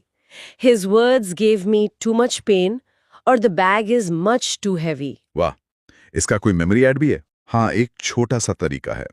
मच टू के आखिर में ओ आता है, एडजेक्टिव क्वालिटी की तरह, और टू मच के आखिर में एच आता है, हैवी नाउन्स की याद दिला सकता है। ये शानदार है। अब एक बहुत ही छोटी सी लेकिन बड़ी गलती पर आते हैं। Rule 68, the apostrophe confusion, its versus its। ये छोटी सी गलती अच्छों के नंबर कटवा देती है। तो नियम क्या है? बहुत सीधा है। इट्स एपोस्ट्रोफी के साथ का मतलब है इट इज या इट हैज, और इट्स बिना एपोस्ट्रोफी के? वो पोजेसिव फॉर्म है। उसका मतलब है इसका, मतलब अधिकार दिखाने के लिए। तो इट्स रेनिंग का मतलब है इट इज रेनिंग। हाँ, और the dog wagged its tail का मतलब है कुत्ते ने अपनी पूंछ हिलाई। बस ये याद रखना है कि अधिकार दिखाने वाले इट्स में अपोस्ट्रोफी नहीं लगता। बिल्कुल, जैसे हिज या हर में नहीं लगता। अब रूल 69, स्ट्रक्चरल कंसिस्टेंसी। ये पैरेललिज्म का नियम है ना? हाँ, बिल्कुल। हाँ, इसका मतलब है कि वाक्य में बराबरी होनी चाहिए, खासकर जब दो अलग अलग हेल्पिंग वर्ब इस्तेमाल हो रहे हों। एक उदाहरण से समझते हैं। I have never and will never watch this movie. ये गलत क्यों है? ये इसलिए गलत है क्योंकि हैव के साथ वर्ब का तीसरा फॉर्म V3 आता है और विल के साथ पहला फॉर्म V1। आपने सिर्फ वॉच V1 लिखा, जो हैव के साथ फिट नहीं बैठता। अच्छा, तो दोनों मेन वर्ब लिखने पड़ेंगे। हाँ। सही वाक्य होगा I have never watched V3 and will never watch V1 this movie. And के दोनों तरफ वाक्य पूरा होना चाहिए। समझ गए? इसी तरह का एक और नियम है रूल 70, जो फिक्स्ड प्रेपोजिशंस के बारे में है। ये भी उसी सिद्धांत पर है। अगर दो शब्द अलग अलग प्रेपोजिशन लेते हैं तो दोनों को लिखना जरूरी है। जैसे he is conscious and engaged in his work. इसमें क्या गड़बड़ है? गड़बड़ यह है कि एंगेज के साथ इन तो लगा है, पर कॉन्शियस के साथ ऑफ आना चाहिए, जो गायब है। तो सही वाक्य होगा he is conscious of and engaged in his work. एकदम सही। परीक्षाओं में senior to and older than जैसे जोड़ों में से एक प्रपोजिशन गायब कर देते हैं। ये तो सच में ध्यान देने वाली बात है। अब आते हैं रूल 71 पर, noun classifiers, man versus mail. हाँ, क्या हम फीमेल डॉक्टर कह सकते हैं? मुझे लगता है आम बोलचाल में तो कहते हैं, पर शायद व्याकरण के हिसाब से गलत है। बिल्कुल गलत है। नियम यह है कि मैन वुमेन का प्रयोग पेशे या नौकरी के लिए होता है, जैसे वुमेन डॉक्टर या मैन सोल्जर। सही। और मेल फीमेल का प्रयोग शारीरिक विशेषताओं या सिर्फ लिंग बताने के लिए होता है, जैसे फीमेल शूज या मेल एट्रीब्यूट्स। अच्छा, तो औपचारिक व्याकरण में फीमेल डॉक्टर को गलत माना जाता है? पूरी तरह से गलत। हमेशा वुमेन डॉक्टर का प्रयोग करें। ये बहुत जरूरी जानकारी थी। चलिए, अब रूल 72, पैरेलल इंक्रीज डिक्रीज। ये एक बहुत ही खास बनावट है जब दो चीजें एक साथ बढ़ती या घटती हैं। इसका स्ट्रक्चर है the plus comparative, the plus comparative. बिल्कुल। जैसे the higher you go the cooler it is. यानी जितना ऊपर आप जाते हैं उतनी ही ठंड होती है। हाँ, और यहाँ खास बात यह है कि आमतौर पर द सुपरलेटिव डिग्री के साथ आता है, पर यहाँ कंपैरेटिव के साथ आता है। ये परीक्षाओं में अक्सर पूछा जाता है। और द का कंपैरेटिव के साथ एक और इस्तेमाल है रूल 73 में, सिलेक्शन ऑफ द टू। हाँ, जब भी वाक्य में ऑफ द टू का जिक्र हो तो कंपैरेटिव डिग्री से पहले द लगाना अनिवार्य हो जाता है। जैसे he is better of the two boys. गलत है। गलत है। सही होगा he is the better of the two boys. तो अगर ऑफ द टू दिखे तो तुरंत चेक करना है कि कंपैरेटिव से पहले द है या नहीं। सही पकड़ा। और इसी से जुड़ा है rule 74, degree selection bye count. नियम बहुत सरल है। दो चीजों की तुलना के लिए कंपैरेटिव डिग्री और दो से ज्यादा के लिए सुपरलेटिव डिग्री। तो who is the tallest of the two brothers? गलत है। हाँ, क्योंकि भाई दो हैं तो टॉलेस्ट नहीं टॉलर आएगा। Who is the taller of the two brothers? बहुत साफ हो गया। अब आते हैं रूल 75 पर, नेगेटिव कपलिंग। इसका नियम है बोथ का प्रयोग नॉट के साथ कभी नहीं किया जाता। तो both Ram and Shyam are not going? गलत है। हाँ, क्योंकि बोथ एक पॉजिटिव शब्द है। नेगेटिव के लिए नीदर नॉर का प्रयोग करें। तो सही वाक्य होगा neither Ram nor Shyam is going. बिल्कुल सही। और ध्यान दे, वर्ब भी सिंगुलर इज हो गया। अच्छा, अब rule 76, position of possessive adjective. My both friends या बोथ माय फ्रेंड्स। सही क्रम है बोथ माय फ्रेंड्स। नियम है कि पॉजेसिव एडजेक्टिव्स माय, हिज, हर हमेशा बोथ और ऑल के बाद आते हैं। मतलब all my students, both my friends. एकदम स्ट्रक्चर है। Quantifier all both plus possessive my his plus noun. ठीक है। अब एक क्रिया के बारे में एक खास नियम है rule 77, usage of know. I know to drive a car क्यों गलत है? क्योंकि नो के बाद सीधे टू नहीं आता। हमें बताना पड़ता है कि क्या जानते हैं, कैसे, कहां, कब। तो सही होगा I know how to drive a car. हाँ, she knows how to cook. ये एक बहुत ही आम गलती है। बिल्कुल। अब रूल 78 पर आते हैं, सॉर्ट, काइंड, टाइप, अग्रीमेंट। इसमें बस एक रूपता का ध्यान रखना है। अगर टाइप सिंगुलर है दिस, तो आगे नाउन और वर्ब भी सिंगुलर होंगे। जैसे this type of book is good. सही। और अगर टाइप्स प्लूरल हैं दीज, तो सब प्लूरल होंगे। These types of books are good. ठीक है, सिंगुलर के साथ सिंगुलर, प्लूरल के साथ प्लूरल।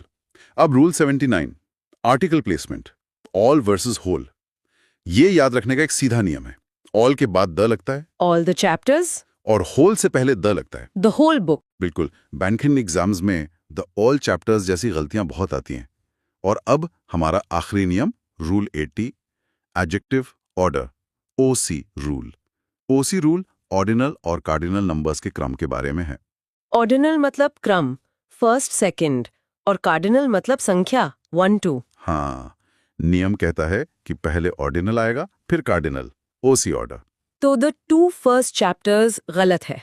गलत है। सही होगा द फर्स्ट 2 चैप्टर्स। वाह, ये याद रखने का अच्छा तरीका है, ओसी।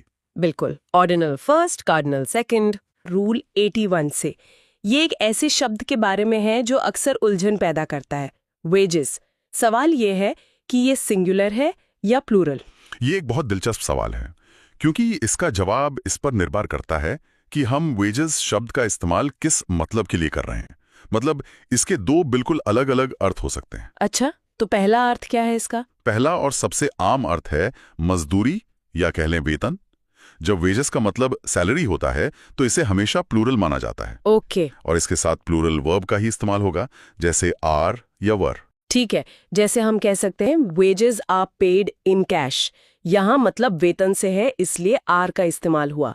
तो फिर इसका दूसरा मतलब सिंगुलर वाला मतलब क्या है? जब वेजेस का अर्थ परिणाम या फल होता है, किसी काम का नतीजा, तब इसे सिंगुलर मानते हैं। अच्छा, और तब इसके साथ इज या हैज जैसा सिंगुलर वर्ब लगता है। इसका सबसे मशहूर उदाहरण तो शायद बाइबल की वो पंक्ति है, the wages of sin is death. बिल्कुल सही। यहाँ वेजेस का मतलब पाप का परिणाम है, वेतन नहीं। एकदम। और परीक्षाओं के लिहाज से ये जानना बहुत जरूरी है। एग्जाम फैक्ट यही है कि परीक्षक अक्सर इसी पंक्ति में इज की जगह आर लगाकर सवाल पूछते हैं, और बहुत से लोग इस जाल में फंस जाते हैं। क्योंकि इन्हें लगता है वेजेस हमेशा प्लूरल होता है। हाँ, तो निचोड़ ये है, वेजेस मतलब वेतन तो प्लूरल वर्ब, और वेजेस मतलब परिणाम तो सिंगुलर वर्ब। चलिए इसी तरह के एक और शब्द जोड़ी पर आते हैं, रूल 82, मनी वर्सेस मनीज। क्या मनीज असल में कोई शब्द है? मुझे तो हमेशा लगता था ये स्पेलिंग की गलती है। ये एक बहुत आम गलतफहमी है। मनी शब्द सामान्य तौर पर एक अनकाउंटेबल नाउन है। मतलब उसे गिन नहीं सकते? हाँ, हम रुपए या डॉलर गिन सकते हैं, पर एक मनी, दो मनी नहीं कह सकते। इसीलिए इसका प्लूरल मनीज नहीं होता। तो फिर मनीज कब सही होता है? मनीज एक बहुत ही विशिष्ट शब्द है। ये लीगल और फाइनेंशियल कॉन्टेक्स्ट में इस्तेमाल होता है। जब पैसा अलग अलग स्रोतों से इकट्ठा की गई धनराशि या फंड्स के रूप में दिखाया जाता है, तब मनीज का प्रयोग किया जाता है। अच्छा, तो अगर मैं कहूँ आई हैव मेनी मनीज, तो ये गलत होगा? हाँ, ये बिल्कुल गलत है। लेकिन अगर एक सरकारी रिपोर्ट में लिखा है monies have been collected from various departments, तो ये पूरी तरह सही है। अच्छा, यहाँ मनीज का मतलब है अलग अलग विभागों से आए हुए फंड्स। समझ गए। बैंकिंग एग्जाम्स में ये जानना वाकई जरूरी हो सकता है, जहां इसे एक स्पेलिंग की गलती समझा जा सकता है, जबकि एक सही वित्तीय शब्द है। सही पकड़ा। अब बात करते हैं तुलना की। रूल 83 है कंपैरिजन ऑफ नॉमिनेटिव्स। ये तो वो क्लासिक सवाल है जो स्कूल से लेकर आज तक परेशान करता है। He is faster than I या he is faster than me. बोलचाल में तो थैन मी ही ज्यादा सुनने को मिलता है। और यहीं पर प्रतियोगी परीक्षाओं का व्याकरण बोलचाल की अंग्रेजी से अलग हो जाता है। नियम कहता है कि जब दो सब्जेक्ट्स यानी काम करने वालों की तुलना एज या देन से की जाती है, तो दोनों तरफ सब्जेक्टिव केस का ही प्रयोग होना चाहिए। सब्जेक्टिव प्रोनाउंस यानी आई, ही, शी, वी, दे। तो व्याकरण के हिसाब से I run faster than he सही है। हाँ, और I run faster than him गलत। बिल्कुल, क्योंकि यहां तुलना आई जो कि एक सब्जेक्ट है और ही जो दूसरा सब्जेक्ट है उनके बीच हो रही है। वाक्य का पूरा मतलब है I run faster than he runs. हम एक सब्जेक्ट की तुलना एक ऑब्जेक्ट से नहीं कर सकते। तो एग्जाम फैक्ट ये हुआ कि स्पोकन इंग्लिश में देन हिम चल सकता है, लेकिन कॉम्पिटिटिव ग्रामर में ये एक सीधी सादी गलती मानी जाएगी। हाँ, और इस एक नियम से आसानी से नंबर मिल भी सकते हैं और कट भी सकते हैं। शब्दों के सही इस्तेमाल की बात चल रही है, तो रूल 84 प्रोवाइड क्रिया के सिंटैक्स पर बात करते हैं। ये एक ऐसा वर्ब है जिसके साथ प्रेपोजिशन अक्सर गलत लग जाता है। हाँ, प्रोवाइड के साथ कौन सा प्रेपोजिशन लगेगा, ये इस बात पर निर्भर करता है कि वाक्य की बनावट कैसी है। इसके दो सही स्ट्रक्चर हैं। पहला है provide plus something plus to plus someone. जैसे I will provide notes to you. यहाँ वस्तु मतलब नोट्स पहले आई। और दूसरा स्ट्रक्चर है provide plus someone plus with plus something. जैसे I will provide you with notes. हाँ, यहाँ व्यक्ति यानी यू पहले आया। मतलब दोनों का एक ही है, बस शब्दों का क्रम बदलने से प्रेपोजिशन टू से विद हो गया। एकदम सही। और क्लोज टेस्ट में ये एक बहुत ही लोकप्रिय सवाल है। आपको वाक्य दिया जाएगा the government will provide the citizens food supplies. अच्छा, यहाँ सिटीजन्स मतलब समवन पहले है, तो खाली जगह में विद आएगा। ठीक है। अब प्रेपोजिशंस की तरह ही कुछ शब्द जोड़ों में आकर कंफ्यूजन पैदा करते हैं।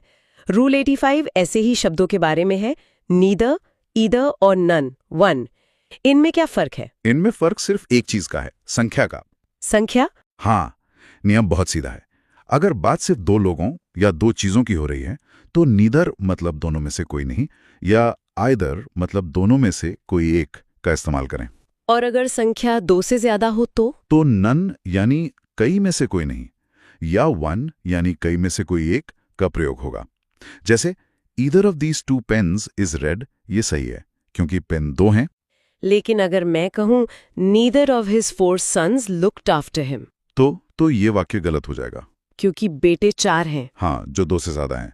सही वाक्य होगा none of his 4 sons looked after him. तो परीक्षा के लिए सबसे जरूरी बात यह है कि जैसे ही वाक्य में नीदर या आइदर दिखे, तुरंत उस वाक्य में दी गई संख्या को जांचना चाहिए। बिल्कुल। नीदर ऑफ द 3 कैंडिडेट्स एक बहुत ही आम स्पॉटिंग एरर है। चलिए अब एक बड़े और महत्वपूर्ण विषय पर आते हैं, आर्टिकल्स। और इसमें भी सबसे ज्यादा उलझन होती है द के इस्तेमाल को लेकर। रूल 86 इसी से शुरू होता है कि कहाँ द का प्रयोग नहीं करना है। हाँ, कुछ जगहों के नामों के साथ द का प्रयोग वर्जित है, जैसे कि महाद्वीपों, कॉन्टिनेंट्स के नाम। द एशिया नहीं, सिर्फ एशिया। देशों के नाम। द इंडिया नहीं, सिर्फ इंडिया। और शहरों या राज्यों के नाम? हाँ, जैसे द दिल्ली नहीं, सिर्फ दिल्ली। लेकिन इसमें कुछ अपवाद भी तो हैं, जैसे द यूएसए या द यूके। सही कहा। ऐसा इसलिए है क्योंकि ये नाम किसी एक देश का नहीं बल्कि राज्यों या किंगडम्स के समूह का नाम है, जैसे the United states of America. लेकिन सामान्य तौर पर देश के नाम के साथ द नहीं लगता। और एक और बड़ा कंफ्यूजन है पहाड़ों को लेकर। Mount Everest is the highest peak सही है, तो क्या the Himalayas are in the north भी सही है? दोनों बिल्कुल सही हैं। नियम यह है कि किसी अकेली पर्वत चोटी मतलब सिंगल माउंटेन के नाम के साथ द नहीं लगता, जैसे माउंट एवरेस्ट। ये कि जब हम पूरी पर्वत श्रृंखला माउंटेन रेंज की बात करते हैं तो द का प्रयोग होता है, जैसे द हिमालयाज, द एल्प्स। ये बहुत महत्वपूर्ण अंतर है। अब आते हैं रूल 88 पर, क्वांटिटी शब्द का उपयोग। अगर खाने की मात्रा कम है तो क्या कहेंगे, लिटिल क्वांटिटी या स्मॉल क्वांटिटी? सुनने में तो दोनों ही ठीक लग सकते हैं। हाँ, लेकिन नियम के अनुसार क्वांटिटी शब्द के साथ लिटिल या फ्यू का प्रयोग नहीं किया जाता। मात्रा को दर्शाने के लिए स्मॉल या लार्ज का प्रयोग होता है। अच्छा, तो सही होगा स्मॉल क्वांटिटी ऑफ फूड। हाँ। ऐसा क्यों? क्योंकि लिटिल का मतलब ही होता है कम मात्रा, इसलिए लिटिल के साथ क्वांटिटी शब्द का प्रयोग करना अनावश्यक माना जाता है, मतलब सुपरफ्लुअस। यह एक रिडंडेंसी एरर है। दिलचस्प है। अब आते हैं रूल 89 पर, तुलना में टाइम्स का प्रयोग। अगर मेरी कार आपकी कार से 4 गुना बड़ी है तो मैं कहूंगा my car is 4 times bigger than yours. क्या ये सही है? ये एक और बहुत आम गलती है। नियम कहता है कि जब वाक्य में टाइम्स मतलब गुना शब्द का प्रयोग हो तो कंपैरेटिव डिग्री जैसे बिगर, फास्टर, मोर ब्यूटीफुल का इस्तेमाल नहीं करना चाहिए। तो सही तरीका क्या है? आपको पॉजिटिव डिग्री का इस्तेमाल एज के साथ करना होगा। तो सही वाक्य होगा my car is 4 times as big as yours। अच्छा। इसी तरह ट्वाइस लार्जर देन गलत है, ट्वाइस एज लार्ज एज सही है। एज की बात चली है तो रूल 90 पर आते हैं, सो एज vs एज। क्या ये दोनों एक ही हैं? नहीं, एज ज्यादा फ्लेक्सिबल है। इसका प्रयोग पॉजिटिव और नेगेटिव दोनों तरह के वाक्यों में हो सकता है। जैसे he is as good as you, ये पॉजिटिव है, और he is not as good as you, ये नेगेटिव है। तो सो एज का क्या काम है फिर? सो एज का प्रयोग सिर्फ और सिर्फ नेगेटिव वाक्यों में होता है।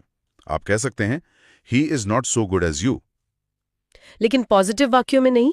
नहीं कह सकते, ये गलत होगा। तो परीक्षा में अगर कोई पॉजिटिव वाक्य सो एज के साथ दिखे तो समझो वहीं गलती है। निश्चित रूप से। अब बात करते हैं गलत जोड़ों की। Rule 91, redundant connectors.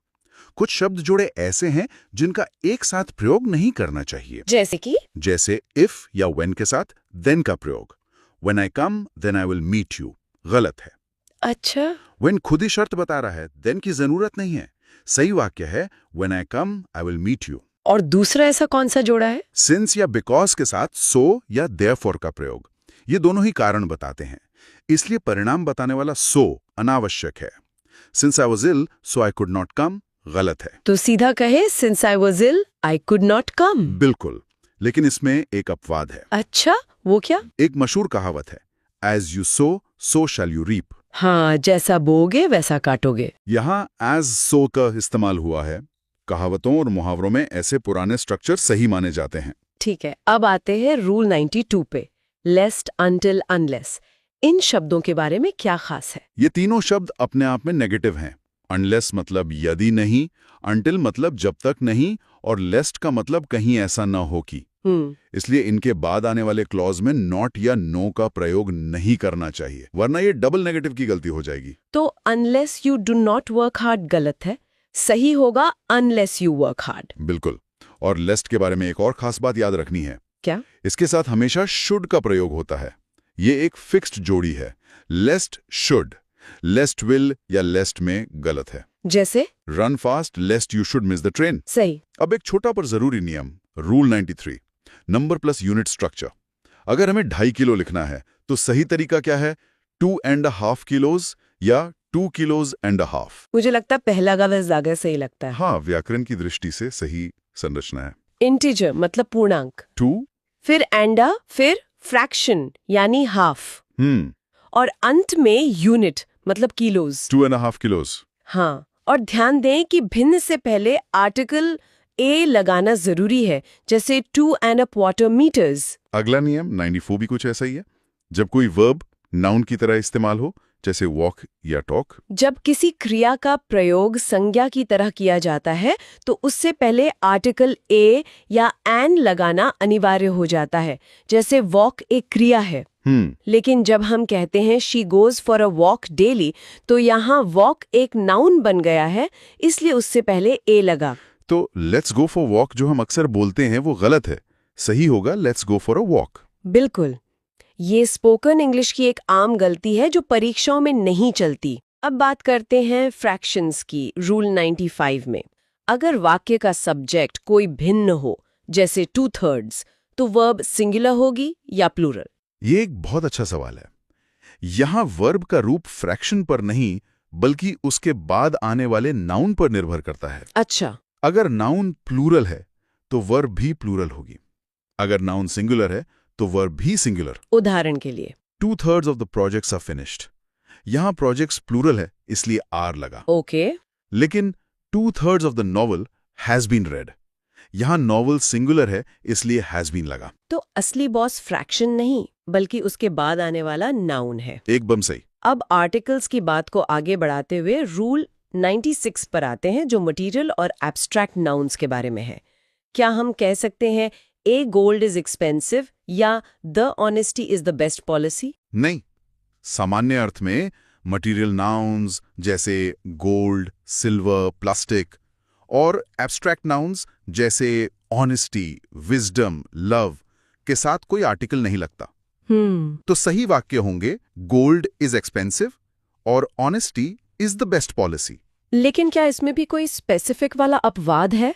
जैसे अगर मैं नेपाल के सोने की बात करूं। बिल्कुल। अगर आप किसी खास सोने की बात कर रहे हैं तो द लग सकता है, जैसे the gold of Nepal is famous. यहां हम दुनिया के सारे सोने की नहीं बल्कि नेपाल के खास सोने की बात कर रहे हैं। ठीक है। अब एक और अजीब नियम, रूल 97, बीमारियों के नाम। इनके साथ आर्टिकल का क्या नियम है? ज्यादातर बीमारियों के नामों के साथ कोई आर्टिकल नहीं लगता। हम कैंसर, डायबिटीज, फीवर कहते हैं, द कैंसर या अ फीवर नहीं। लेकिन अंग्रेजी में 5 अपवाद हैं जिन्हें याद रखना पड़ता है। और वो 5 कौन कौन सी हैं? The measles, the rickets, the mumps, the plague और द फ्लू। इन 5 के साथ हमेशा द का प्रयोग होता है। ये तो रटने वाली बात हो गई। द मीजल्स इज कंटेजियस सही है, लेकिन the diabetes is a lifestyle disease गलत है। एकदम सही। अब बात करते हैं कुछ और अनोखी चीजों की। रूल 98 में हम the sun, the moon, the world कहते हैं, तो क्या हम द गॉड, द हेवन या द पार्लियामेंट भी कहते हैं? नहीं। जो चीजें दुनिया में अनोखी और एकमात्र हैं, जैसे सूरज, चांद, उनके साथ द लगता है। लेकिन गॉड, हेवन, हेल और पार्लियामेंट जैसे शब्दों को जब उनके सामान्य वैचारिक अर्थ में इस्तेमाल किया जाता है तो आर्टिकल नहीं लगता। जैसे गॉड रिजाइड्स इन हेवन। लेकिन यहाँ भी स्पेसिफिक वाला नियम लागू होता होगा, जैसे द पार्लियामेंट ऑफ इंडिया। बिल्कुल, जब हम भारत की संसद की बात कर रहे हैं जो कि एक विशिष्ट इमारत या संस्था है तो द लगेगा, लेकिन अगर कोई नेता कहता है I will raise this issue in parliament तो वहां द नहीं लगेगा। इसी से जुड़ा है रूल 99, स्पेस शब्द का प्रयोग। इसके भी दो मतलब हैं। हाँ, और दोनों के साथ आर्टिकल का नियम बिल्कुल उल्टा है। जब स्पेस का मतलब अंतरिक्ष यानी यूनिवर्स होता है तो कोई आर्टिकल नहीं लगता, जैसे एस्ट्रोनॉट्स गो टू स्पेस। और जब इसका मतलब जगह यानी एरिया हो तब इसके साथ द का प्रयोग होता है, जैसे she try to park her car but the space was too small. यहाँ द स्पेस का मतलब पार्किंग की खाली जगह से है। तो he went to the space कहना एक आम गलती है। बिल्कुल। अब आर्टिकल से जुड़ा हमारा आखिरी नियम रूल 100, दिशाएं यानी directions. The east the west कहना सही है। हाँ, दिशाओं के नामों के साथ हमेशा द लगता है। The sun rises in the east. लेकिन वेस्ट बंगाल के साथ तो दो नहीं लगता। यही इसका अपवाद है। जब कोई दिशा किसी जगह के नाम का हिस्सा बन जाती है तो आर्टिकल हट जाता है, जैसे West Bengal, South Korea, North America. हम द नॉर्थ अमेरिका नहीं कह सकते। तो निचोड़ ये है कि दिशा अकेले हो तो द लगेगा, पर अगर वो किसी जगह के नाम का हिस्सा है तो नहीं लगेगा। द वेस्टर्न इंडिया गलत है, वेस्टर्न इंडिया सही है। एकदम सही।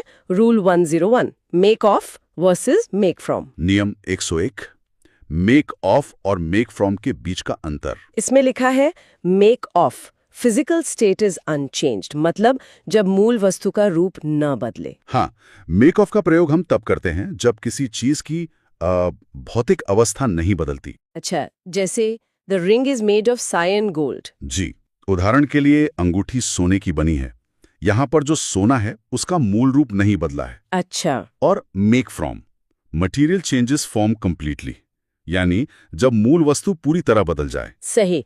मेक फ्रॉम का प्रयोग तब होता है जब वो जो मूल वस्तु है वो पूरी तरह से अपना रूप ही बदल लेती है। जैसे wine is made from sign grapes. बिल्कुल, शराब अंगूर से बनती है। अब यहाँ देखिए, अंगूर का जो रूप है वो पूरी तरह से बदल गया है। आप शराब से वापस अंगूर नहीं बना सकते। हाँ, ये तो है। तो एग्जाम फैक्ट है, look for sign irreversible changes to identify sign make from. जी, परीक्षा के लिए एक बहुत अच्छी टिप है। मेक फ्रॉम की पहचान करने के लिए इररिवर्सिबल चेंजेस मतलब ऐसे बदलावों को देखें जिन्हें वापस नहीं किया जा सकता, जैसे कोई केमिकल रिएक्शन। ये तो काफी साफ हो गया। चलिए अगले नियम पर चलते हैं। Rule 102, verbs without prepositions. नियम 102, वो क्रियाएं जिनके साथ प्रपोजिशन नहीं लगता। To some verbs take direct objects, no preposition needed. और ये क्रियाएं हैं attack, order, investigate, discuss, resemble, sign. हाँ, मतलब कुछ क्रियाओं के बाद सीधे ऑब्जेक्ट आता है, किसी प्रेपोजिशन की जरूरत नहीं होती। जैसे एक गलत वाक्य दिया है, he ordered for a pizza, तो सही होगा ही ऑर्डर्ड अ पिज्जा। जी, ऑर्डर्ड के बाद फॉर की जरूरत नहीं है, वो अनावश्यक है। और एक है डिस्कस अबाउट द मैटर, ये भी गलत है। सही है डिस्कस द मैटर। हाँ, क्योंकि डिस्कस का मतलब ही होता है किसी चीज के बारे में बात करना, तो अबाउट लगाने से वो बात दोबारा कही जा रही है। अच्छा, और इसका एग्जाम फैक्ट है, discuss about and order for are frequent errors in SSC CGL। सही बात है। SSC CGL परीक्षा में ये गलतियां बहुत आम है और अक्सर पूछी जाती हैं। ठीक है, अब देखते हैं rule 103, one plus another, not a. नियम 103, वन के साथ अनदर का प्रयोग होता है, ए का नहीं। तो नियम है यूज वन विद अनदर और other, do not use a. जी, ये एक तरह का क्या कहते हैं, पैरेलल स्ट्रक्चर बनाता है। वन के साथ अनदर या अदर का ही इस्तेमाल करें, अ का नहीं। जैसे गलत वाक्य है, a student wants to play, another wants to study. हाँ, ये वाक्य गलत है क्योंकि इसकी शुरुआत ए स्टूडेंट से हुई है, जो स्ट्रक्चर को बिगाड़ देता है। तो सही वाक्य होगा one student wants to play, another wants to study. बिल्कुल सही। यहाँ वन से शुरुआत हुई है तो वाक्य संतुलित और सही है। और एग्जाम फैक्ट भी यही कहता है, this rule test your understanding of parallel structure. जी, ये नियम आपके पैरेलल स्ट्रक्चर की समझ को ही परखता है। चलिए अब अगले नियम देखते हैं जो डिस्ट्रीब्यूशन से जुड़े हैं। Rule 104 and 105, distribution among versus amid. नियम 104 और 105 ये वितरण के लिए अमंग और अमिड के प्रयोग के बारे में है। among, amongst for more than two countable nouns। और एक और नियम है among consonant sound, amongst vowel sound। हाँ, अमंग या अमंगस्ट का प्रयोग 2 से ज्यादा गिने जा सकने वाले नाउन्स के लिए होता है। और एक छोटी सी बात है कि अमंग का प्रयोग कॉन्सोनेंट साउंड से पहले और अमंगस्ट का वाउंड साउंड से पहले होता है। ठीक है। और amid, amidst है for uncountable nouns, जैसे he sat amidst honest people। बिल्कुल, अमिड या अमिड्स का प्रयोग उन नाउन्स के लिए होता है जिन्हें हम गिन नहीं सकते। जैसे इस उदाहरण में ऑनेस्ट पीपल एक समूह की भावना बता रहा है। और एग्जाम फैक्ट कहता है bank PO exams often swap among amid to confuse candidates. ये तो होता ही है। बैंक पीओ की परीक्षाओं में उम्मीदवारों को उलझाने के लिए अक्सर अमंग और अमिड को एक दूसरे की जगह इस्तेमाल कर दिया जाता है। अगला नियम है रूल 106 इन वर्सेस इनटू। नियम 106 इन और इनटू के बीच का एक बहुत ही जरूरी अंतर। इन स्टेशनरी पोजीशन, इनसाइड यानी स्थिरता, जैसे she is in the room. हाँ, जब कोई चीज पहले से ही अंदर स्थिर अवस्था में हो तो इन का प्रयोग होता है, वो कमरे में पहले से है। और into motion from outside to inside, बाहर से अंदर की ओर गति। Example the frog jumped into the well. बिल्कुल, जब कोई चीज बाहर से अंदर की ओर गति करती हुई जाती है तब इनटू का प्रयोग होता है। जैसे मेंढक बाहर था और कूदकर कुएं के अंदर गया। तो इसका एग्जाम फैक्ट है verbs like jump, dive and enter usually trigger into। Ji, jump, dive और एंटर जैसी क्रियाएं गति दिखाती हैं, इसलिए इनके साथ आमतौर पर इनटू का प्रयोग होता है। अब बात करते हैं रूल 107 फिक्स्ड prepositions। नियम 107 यानी निश्चित prepositions। Some words govern specific prepositions। मतलब कुछ शब्दों के साथ हमेशा एक खास preposition ही आता है। हाँ, इनकी एक पक्की जोड़ी होती है जो कभी नहीं बदलती। जैसे abide के साथ by, abstain के साथ from, insist के साथ on और replete के साथ with। बिल्कुल, abide by मतलब पालन करना, abstain from मतलब परहेज करना, insist on मतलब जिद करना और replete with मतलब किसी चीज से भरा हुआ। और इसका एग्जाम फैक्ट है memorize, insist on and persist in, a favorite trap। हाँ, ये बहुत जरूरी है। insist on और persist in को याद रखें। ये अक्सर परीक्षा में फंसाने के लिए इस्तेमाल होता है, लोग कंफ्यूज हो जाते हैं। अगला है rule 108 morning evening versus dates. नियम 108 मॉर्निंग इवनिंग की तुलना में डेट्स के साथ प्रपोजिशन का सही प्रयोग। Main rule general use in the morning, specific if a day is added use on। जी, मुख्य नियम यह है कि सामान्य तौर पर हम इनका प्रयोग करते हैं, जैसे इन द मॉर्निंग, लेकिन जैसे ही कोई दिन या तारीख जुड़ जाए तो फिर ऑन का प्रयोग होगा। अच्छा, जैसे the class starts in the evening, लेकिन the class starts on Sunday evening. एकदम सही। पहले वाक्य में सिर्फ शाम की बात है तो इन लगा, दूसरे में संडे जोड़कर उसे खास बना दिया तो ऑन लगा। तो एग्जैक्ट फैक्ट है check the noun immediately before morning to decide in versus on। बिल्कुल, ये तय करने के लिए कि इन लगेगा या ऑन, मॉर्निंग से ठीक पहले वाले नाउन को देखना सबसे सही तरीका है। चलिए अब आते हैं rule 109 usage of to with home. नियम 109 होम शब्द के साथ टू का प्रयोग कब करें और कब न करें। Concept generally no preposition before home with verbs of motion। exception use to if possessive my, your, his is used। मतलब सिद्धांत ये है कि आमतौर पर गति बताने वाली क्रियाओं के साथ होम से पहले कोई प्रपोजिशन नहीं लगता, लेकिन एक अपवाद है। अगर माय, योर, हिज जैसा कोई पोजेसिव शब्द आ जाए तो टू लगाना पड़ेगा। तो I went home ये सही है, लेकिन I went to his home यहाँ टू लगा है। जी, सही प्रयोग है I went home और पोजेसिव के साथ I went to his home। Exam fact arrive at home is often considered a superfluous error। हाँ, ये एक आम गलती है। अराइव एट होम का प्रयोग अक्सर एक अनावश्यक गलती माना जाता है। सिर्फ अराइव होम कहना काफी है। अब बात करते हैं रूल 110 possessive adjectives की। नियम 110 यानी संबंधवाचक विशेषण। Possessive equals one's, जैसे one must do one's duty। जी, वन का पोजेसिव वंस ही होता है। उदाहरण का मतलब है व्यक्ति को अपना कर्तव्य निभाना चाहिए। और possessive equals his, x everyone should do his duty। हाँ, एवरीवन को सिंगुलर माना जाता है, इसलिए पारंपरिक ग्रामर के हिसाब से उसका पोजेसिव हिज होता है। तो इसका एग्जाम फैक्ट है, replacing one's with his is a classic error detection question। बिल्कुल, ये एरर डिटेक्शन का एक क्लासिक सवाल है, जहां वंस को हिज से बदल दिया जाता है। अगला नियम है रूल 111, fewer versus less। ये बहुत कंफ्यूजिंग है। नियम 111, फ्यूअर और लेस के बीच का अंतर। हाँ, इसमें लोग अक्सर गलती करते हैं। fewer, countable nouns number, जिसे गिना जा सके, जैसे no fewer than 50 students। सही, फ्यूअर का प्रयोग उन नाउन्स के लिए होता है जिन्हें आप गिन सकते हैं। ये संख्या बताता है। और less, uncountable nouns quantity, जिसे नापा तौला जाए, जैसे there is less water in the jug। जी, लेस का प्रयोग उन नाउन्स के लिए होता है जिन्हें गिना नहीं जा सकता।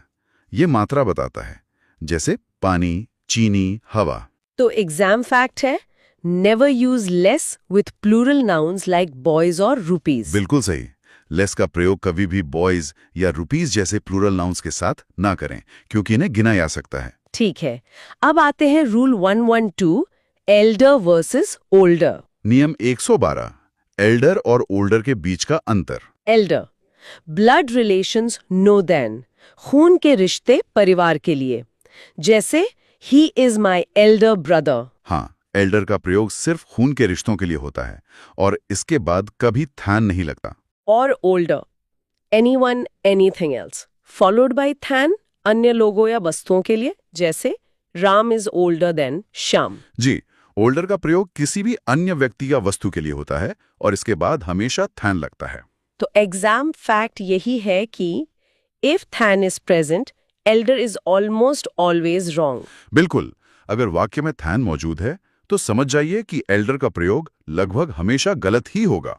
अगला नियम है रूल 13, कंपैरिजन ऑफ इक्वल्स। नियम 113, यानी समान चीजों की तुलना। Concept, compare similar things, use that of singular और दोज ऑफ प्लूरल। तुलना समान चीजों में होनी चाहिए। जी, सिद्धांत यह है कि तुलना हमेशा एक जैसी चीजों में होनी चाहिए। सिंगुलर के लिए दैट ऑफ और प्लूरल के लिए दोज ऑफ का प्रयोग करते हैं। जैसे गलत वाक्य है, the climate of Delhi is better than Mumbai. हाँ, ये वाक्य गलत है, क्योंकि इसमें दिल्ली के क्लाइमेट की तुलना मुंबई शहर से हो रही है, क्लाइमेट से नहीं। तो सही वाक्य होगा, the climate of Delhi is better than that of Mumbai. बिल्कुल सही, यहाँ दैट ऑफ का मतलब है द क्लाइमेट ऑफ, जिससे तुलना बराबर की चीजों में हो रही है। Exam fact, watch out for plural comparisons using those of. जी, प्लूरल तुलना करते समय दोज ऑफ के प्रयोग पर खास ध्यान देना चाहिए। अब वो नियम जो सबसे जरूरी बताया गया है, rule 114, one of each of. नियम 114, वन ऑफ और ईच ऑफ का प्रयोग। The formula panel, phrase plus plural noun plus singular verb. Noun हमेशा प्लूरल होगा लेकिन वर्ब सिंगुलर। हाँ, इसका फॉर्मूला सीधा है, वन ऑफ या ईच ऑफ के बाद नाउन हमेशा प्लूरल होगा लेकिन वर्ब हमेशा सिंगुलर होगी। जैसे one of the boys, plural noun, has singular verb done his work. जी, लड़कों प्लूरल नाउन में से एक सिंगुलर सब्जेक्ट ने अपना काम कर लिया है, सिंगुलर वर्ब। हम बात एक की कर रहे हैं, लड़कों की नहीं। और इसका एग्जाम फैक्ट है, this is the number 1 most repeated grammar rule in IBPS exams. बिल्कुल, ये IBPS परीक्षाओं में सबसे ज्यादा बार दोहराए जाने वाला ग्रामर का नियम है। अगला है रूल 115, prepositions एंड प्रोनाउंस। नियम 115, prepositions और pronouns का संबंध। Concept, prepositions like but, except, between, let, take objective case। जी, सिद्धांत ये है कि but, except, between, let जैसे शब्दों के बाद प्रोनाउन का हमेशा ऑब्जेक्टिव केस आता है, जैसे me, him, us। तो between you and me, not I, और let him go, not he। एकदम सही, between you and me होगा, I नहीं, और let him go होगा, he नहीं। Exam fact, let we go is a common error. It must be let us go। हाँ, let we go एक बहुत ही आम गलती है। सही प्रयोग let us go होना चाहिए। लेकिन अगला नियम तो कुछ और कहता है, rule 116, it is I, not me। नियम 116, सही प्रयोग इट इज आई है, इट इज मी नहीं। ये एक क्लासिक नियम है। Rule panel. After it is or it was, use the subjective case. हाँ, नियम यह है कि इट इज या इट वॉज के बाद प्रोनाउन का सब्जेक्टिव केस यानी आई, ही, शी का प्रयोग होता है। तो स्पोकन इंग्लिश में तो इट्स मी चलता है, पर रिटन एग्जाम में it is I who am guilty. बिल्कुल। बोलचाल में इट्स मी आम है, पर व्याकरण की दृष्टि से गलत है। परीक्षा में इट इज आई या इट इज ही सही माना जाएगा। Exam fact. The verb following must agree with the pronoun I am, he is. जी, ये भी जरूरी है। इसके बाद जो क्रिया आएगी वो प्रोनाउन के अनुसार होगी, जैसे आई के साथ am, ही के साथ is। Rule 117. Fixed connectors. नियम 117 यानी निश्चित connectors. Such a person, as I expected, no other choice than to study. Nothing else but madness. हाँ, ये तय जोड़ियां हैं। सच के साथ as, अदर के साथ than और else के साथ but आता है। Exam fact. Examiners often swap but and than to confuse you. बिल्कुल, परीक्षक अक्सर कंफ्यूज करने के लिए but और than की अदला बदली कर देते हैं। Apostrophe के नियम। Rule 118, hissing sound. Don't add s if word ends in hissing sound. Just add apostrophe. Exam. Jesus' sake, girls' school. जी, मतलब यदि कोई शब्द एस जैसी हिसिंग साउंड पर समाप्त होता है तो अपॉस्ट्रोफी के बाद दोबारा एस ना लगाएं, सिर्फ अपॉस्ट्रोफी लगाएं। Or Rule 119, pronouns. Never use apostrophe with possessive pronouns. Yours, hers, theirs. हाँ, ये बहुत बड़ी गलती है। योर्स, हर्स, इट्स, देयर्स जैसे पोजेसिव प्रोनाउंस के साथ कभी भी अपॉस्ट्रोफी का प्रयोग नहीं होता। तो एग्जाम फैक्ट है, yours is a grammatical crime in exams. सही में ये एक बहुत बड़ी व्याकरण की गलती है। योर्स जैसा कोई शब्द नहीं होता। और अब आखिरी नियम, Rule 120, adjectives without nouns. नियम 120, वो एडजेक्टिव्स जिनके तुरंत बाद नाउन नहीं आता। Awake, alone, alike, unable. जी, इन शब्दों के ठीक बाद कभी भी नाउन का प्रयोग नहीं होता है। जैसे गलत है, he is an asleep man. सही है, the man is asleep. बिल्कुल, asleep man गलत है। सही प्रयोग होगा the man is asleep। तो एग्जाम फैक्ट है, these are predicative adjectives. They appear in the predicate only. हाँ, इन्हें प्रेडिकेटिव एडजेक्टिव्स कहते हैं क्योंकि ये केवल वाक्य के प्रेडिकेट यानी क्रिया के बाद वाले हिस्से में ही आते हैं। Mission accomplished. Thanks for watching. Like, share, and subscribe for more amazing content.